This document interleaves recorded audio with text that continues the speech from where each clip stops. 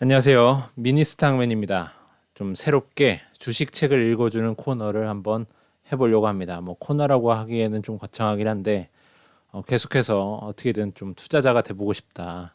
그래서 투자를 해서 조금 더 나은 삶을, 조금 더 나은 나의 미래의 모습과 만나고 싶다 하는 그런 생각으로 계속해서 공부를 하고 또 동시에 투자를 해나가고 있지 않습니까? 그렇기 때문에 주식 투자서를 계속해서 읽고 있고 그 읽은 것들을 좋은 것들이 있으면 좀 나누고자 이렇게 간단하게 한번 작성을 해보려고 합니다. 선물 주는 산타라는 필명을 가진 분이 있더라고요. 그래서 저는 뭐 사전 지식이 사실은 없었어요. 그래서 읽어봤는데 굉장히 좀 좋았습니다. 선물 주는 산타의 주식 투자 시크릿이라는 책이고요. 비즈니스 북스에서 나온 책입니다.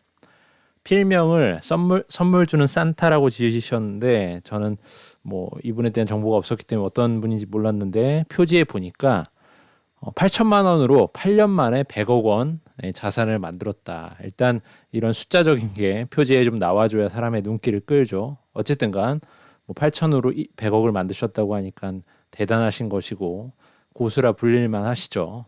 오히려 이렇게 본인을 드러내지 않고 필명을 쓰시는 것으로 봐서 오히려 믿음이 가는 그런 느낌도 좀 있어요. 사실 제야의 고수들은 좀 드러내지 않잖아요. 그리고 돈을 많이 벌고 하시는 진짜 정말 진짜 부자들은 자기가 진짜 돈 번 것들을 잘 티를 안 내니까 오히려 이렇게 본인을 가리고 필명을 쓰시는 것 자체가 왠지 좀 더 믿음이 간다라는 생각도 듭니다.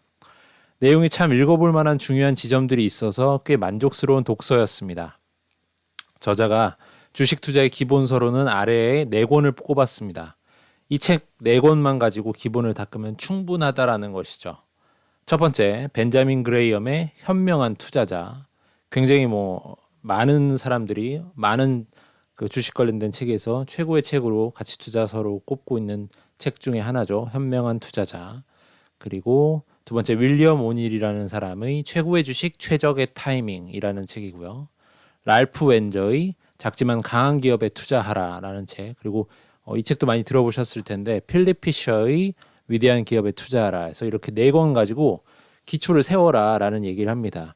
워낙에 주식책도 많고 유튜브만 해도 너무나 많고 여러 가지 정보의 노이즈에 현혹이 될 수가 있으니까 오히려 너무 많이 읽기보다 위 네 권의 진짜 레전드 책으로 정리를 해나가는 게 도움이 될 것이다라는 이야기죠. 저자는 실제 트레이딩의 관점에서 단기 매매도 잘하셨다라고 합니다. 사고 팔고 하면서 돈도 좀 제법 버셨다라는 얘기를 하시는데 이 단기 매매 자금이 3억 원이 넘어가니까 도저히 나의 그런 깜냥으로는 감당하기가 좀 쉽지 않다. 정신적으로 멘탈이 유지하기가 어렵다. 뭐 이런 생각을 하신 거죠. 3억이니까 뭐 3%만 올라도 900만 원이고요. 뭐 3% 떨어져도 900만 원 마이너스죠. 10%를 뭐 왔다 갔다 하면 하루에 3천만 원씩 왔다 갔다 하니까 뭐 웬만한 사원의 월급 아니, 연봉 정도 되는 돈이 왔다 갔다 할 수 있으니까 뭐 정신적으로 스트레스가 클 수 있겠죠. 금액이 늘어날수록. 그래서 어쨌든 금액이 커지기 시작하시니까 가치 투자의 영역으로 들어오시게 되었다라는 얘기를 하고 실제 책의 전반적으로는 가치 투자에 대한 이야기가 대부분입니다. 그래서 단기 매매에 대해서는 돈을 벌기가 쉽지 않다. 자기도 사실은 단기 매매를 잘하는 편이긴 했는데 가치 투자를 해보니까 이것이 바로 답인 것 같다라는 얘기로 논리를 이어나가고 계십니다. 우리가 흔히 측정하는 뭐 밸류에이션의 측정 지표라고 많이 관련돼서 이걸 가지고 참조를 하는데 뭐 PER이나 PSR, ROE 같은 뭐 EBITDA 이런 등의 지표로 추정하는 밸류에이션의 환상에서 좀 벗어나라라는 얘기를 많이 해주세요. 실제 밸류에이션 측정이 정확할 수가 없기 때문에 뭐 측정하는 사람이 주관이 반영돼 있고 실제 시장의 상황이나 아니면 주변 지금 당장 일어나는 이런 이슈들을 반영할 수가 없는 것이기 때문에 밸류에이션에 관련된 이런 측정 지표나 아니면 증권사 애널리스트의 밸류에이션 측정 그런 점수 같은 것들은 참고만 할 뿐이다. 너무 믿지 마라라는 얘기를 하십니다. 그래서 이 책의 가장 큰 저자의 핵심은 주식을 매수함에 있어 내가 이 기업을 인수한다. 내가 이 기업을 산다. 내가 이 기업을 내 걸로 만든다라는 생각으로 접근을 한다는 겁니다. 이게 무슨 말이냐? 뭐 흔히 쉽게 뭐 기업의 주인이 되는 생각으로 뭐 기업 주식을 사라라고 존리 메리츠 자산운용 존리 대표님이 많이 얘기하시죠. 뭐 똑같은 얘기긴 한데 기업을 인수한다는 생각으로 접근한다는 게 무슨 얘기인 건지 조금 더 구체적으로 디테일하게 나옵니다. 요 뒤에서 한번 말씀드릴 거고요. 그래서 저자가 말하는 게 이렇게 질문을 한번 해보라는 얘기를 해요. 주식을 사기 전에, 이 기업을 사기 전에, 이 기업을 인수하기 전에 이렇게 한번 질문을 해보라는 거죠. 내 판단이 틀릴 가능성은 없는가?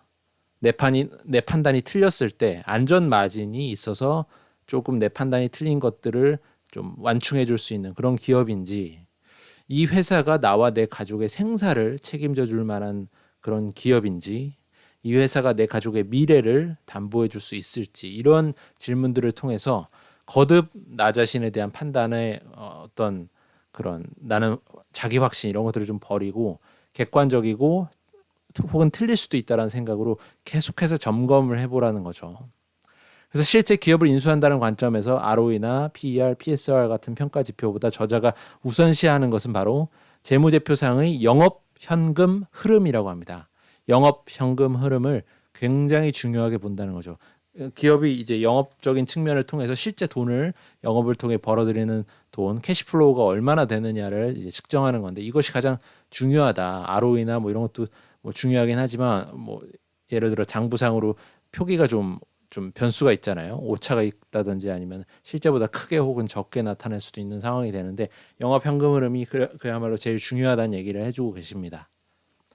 그래서 작가가 말하는 기업을 인수하는 마음으로 주가를 매수한다는 게 도대체 뭐냐라고 하면 한번 예를 들어보겠습니다. 삼성전자, 오늘 좀 올라와서 저도 기분이 좀 좋은데 삼성전자를 한번 예로 들어볼게요. 삼성전자 네이버 검색해 보시면 시가총액이 뭐 삼성전자 우랑 합치면 500조 가까이 되겠지만, 대충 봐서 461조 4,642억 원 나와 있는데, 대충 삼성전자는 약 470조의 회사이죠. 그래서 재무 분석의 현금 흐름표상을 숫자를 보기 위해 들어가 보면, 회계 기준으로 2020년에는 65.2조의 영업 현금 흐름이 발생했습니다. 그러니까 단순히 말해서 삼성전자는 470조짜리고 매년 이 470조짜리는 65.2조를 벌어올 수 있다는 겁니다. 그래서 다시 말해서 470조 나누기 65.2조 하면 7.2가 나오거든요. 그러니까 삼성전자를 내가 갖게 되면 얘를 7.2년 동안 돌리면 내가 얘를 갖기 위해서 인수했던 그 금액을 회수한다라는 얘기가 되는 거죠.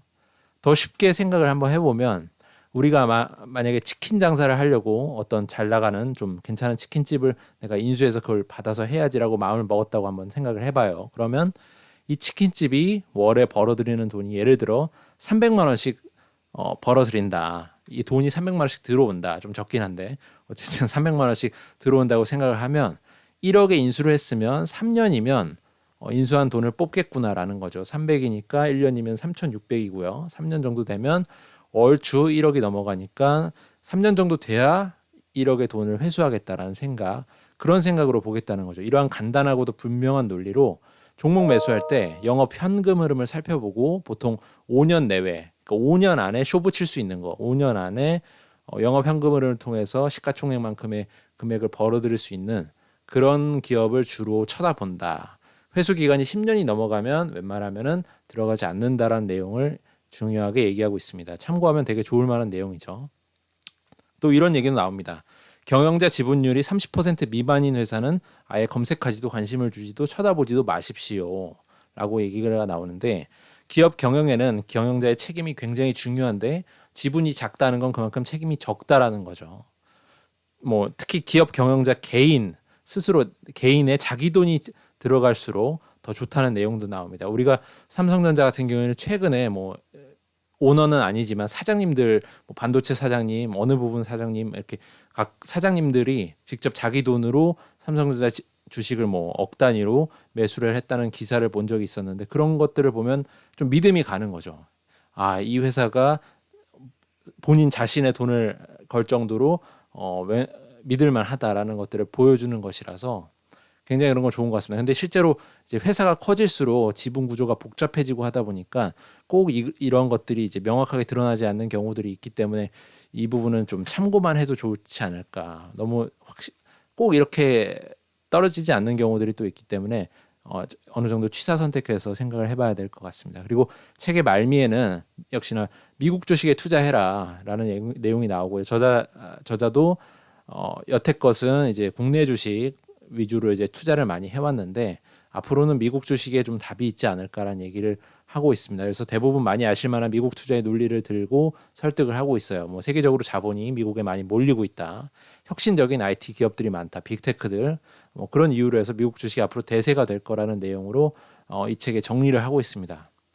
뭐 여러모로 투자 마인드에 대한 얘기들이 굉장히 많이 나와 있어요. 그리고 영업 현금 흐름을 통해서 회사 가치를 평가하는 그런 기준도 하나 배울 수 있었고요. 가치 투자자가 되고 싶은 분들이라면 한 번쯤 읽어보시면 좋을 만한 그런 책인 것 같습니다.